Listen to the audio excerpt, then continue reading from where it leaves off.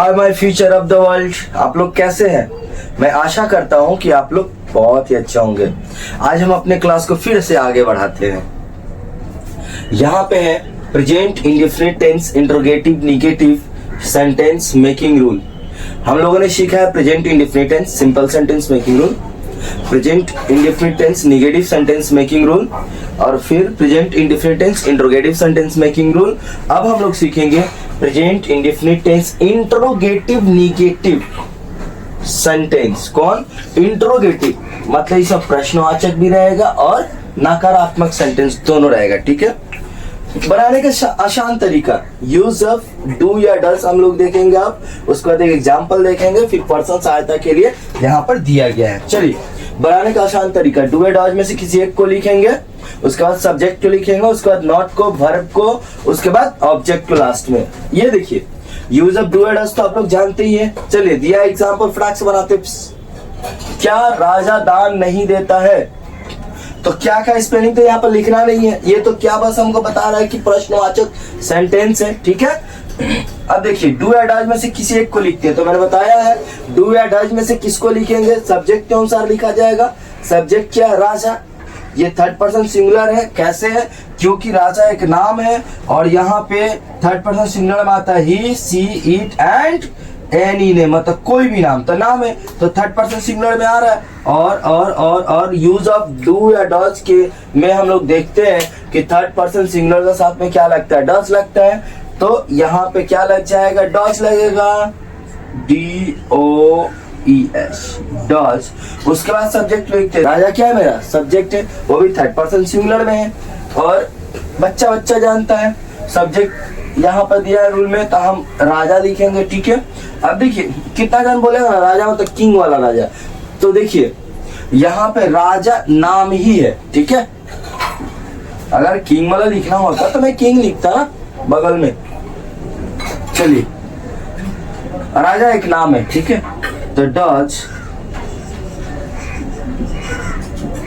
राजा। उसका नॉट को लिखते हैं, लिख दीजिए नॉट को। उसके बाद वर्ब को लिखते हैं। वर्ब क्या होता है? दान देना। दान देना क्या है? मेरा वर्ब है, तो दान का स्पेलिंग क्या होता है? डोनेट होता है, DONATE, डोनेट। उसके बाद ऑब्जेक्ट क्यों लिखता है? ऑब्जेक्ट क्या है? कुछ है? कुछ नहीं, ऑब्जेक्ट दान देता है। तो क्या दान देता है? नहीं है। क्या दान दे रहा है? रुपया, पैसा, गहना, गुड़िया, कुछ भी देता तो हमारा यहाँ पे क्या होता है? यहाँ पे हमारा ऑब्जेक्ट होता, तो ऑब्जेक्ट की जगह पर कुछ लिखते, कुछ है ही नहीं ऑब्जेक्ट, तो क्या करेंगे? छोड़ देंगे वैसे ही।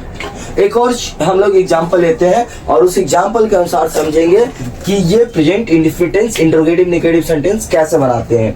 अच्छा, अगर आपको कोई दिक्कत हो रहा है सब्जेक्ट, वर्ब, ऑब्जेक्ट इन सब को समझने में, तो एक काम कीजिए आप कि जो मैंने रिवीजन क्लास करवाया है ना प्रेजेंट टेंस का पूरा, उसमें देखिए तो आपको सब्जेक्ट वर्ब ऑब्जेक्ट का प्रॉब्लम खत्म हो जाएगा। या तो जो मेरा थर्ड क्लास है वो देखिए, जिसमें सब्जेक्ट वर्ब ऑब्जेक्ट मैंने बताया है। थर्ड की सेकंड क्लास है, मैं भूल गया हूँ, वो देखिएगा ना तो समझ में आ जाएगा। चलिए एक और एग्जांपल हम लेते हैं। ठीक है, क्या मैं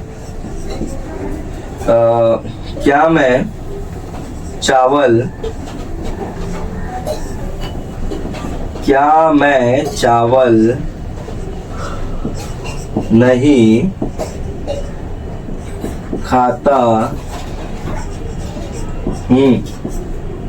क्या मैं चावल नहीं खाता हूँ?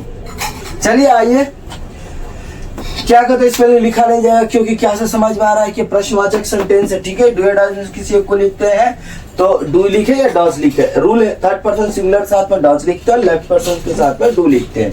तो मैं तो यहाँ पर थर्ड पर्सन सिंगुलर नहीं है, सब्जेक्ट के अनुसार ही ना डू या डज लगता है। जी बताइए आप ही। अब देखिए ये थर्ड पर्सन सिंगुलर में नहीं है तो लेफ्ट पर्सन में आ जाएगा। किसमें? लेफ्ट पर्सन में आएगा ना, आई किसमें आएगा? लेफ्ट पर्सन में आ जाएगा। तो आई का साथ में क्या लगाएंगे? डू लगाएंगे। अगर आपको पर्सन समझ में नहीं आ रहा तो पहला क्लास देखिए, पहला कि दूसरा ऐसे में मैंने समझाया, मेरे को याद नहीं आ रहा, आप दूसरा क्लास देखिए, शायद उसी में है। ठीक है, अब देखिए सब डू या डज में किसी एक को लिखते हैं, तो ये डू या डज किसके अनुसार लगता है, मेरा सब्जेक्ट के अनुसार लगता है। हम देखेंगे थर्ड पर्सन सिंगुलर में मेरा सब्जेक्ट है या लेफ्ट पर्सन में है। अब कितना आदमी बोलेगा ना सर सब्जेक्ट कहाँ लिखे, यहाँ पर समझ भी नहीं आ रहा है, लिखा कुछ और है बोल कुछ और है। ये थर्ड पर्सन सिंगुलर जो है, ये थर्ड पर्सन सिंगुलर में क्या होना चाहिए, लेफ्ट पर्सन में क्या होना चाहिए, तो सब्जेक्ट को ही देखते हैं हम लोग, समझे।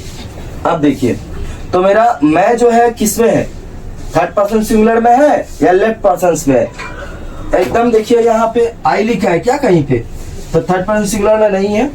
अब आते हैं ये फर्स्ट पर्सन सिंगुलर में आई है, तो मैंने बताया था थर्ड पर्सन को छुड़ाकर जितना भी बच जाता है आई वी यू यू दे, ये सब लेफ्ट पर्सन में आ जाता है।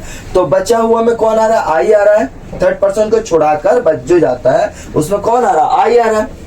तो आई मेरा क्या आ जाएगा, लेफ्ट पर्सन में आ जाएगा, तो इसके साथ में डू हम लगा देंगे, ठीक है। अब आइए उसके बाद में डू लगाने के बाद में क्या है, मेरा सब्जेक्ट है, सब्जेक्ट क्या आई मैं है, तो मैं की जगह आई लिख दूंगा।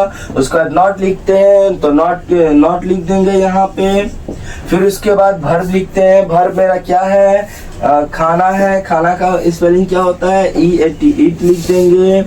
उसके बाद ऑब्जेक्ट को लिखता है, ऑब्जेक्ट मेरा क्या है, चावल है, तो यहाँ पे लिख देंगे RICE, RIC RICE, question mark दे देंगे, ठीक है। यहां तक आपको कोई भी दिक्कत नहीं होना चाहिए, जहां तक हम आशा करते हैं। अगर आप हमारा रेगुलर क्लास देख रहे हैं तो आपको ये सब समझने में कोई दिक्कत नहीं होगी। अगर नहीं भी देख रहे हैं, पहली बार देख रहे हैं इस क्लास को, तो कोई बात नहीं, आप फिर से 1 by 1 करके मेरा क्लास देख लीजिएगा, पूरा समझ में आ जाएगा। तब तक के लिए बाय बाय, नेक्स्ट वीडियो के साथ मिलते हैं।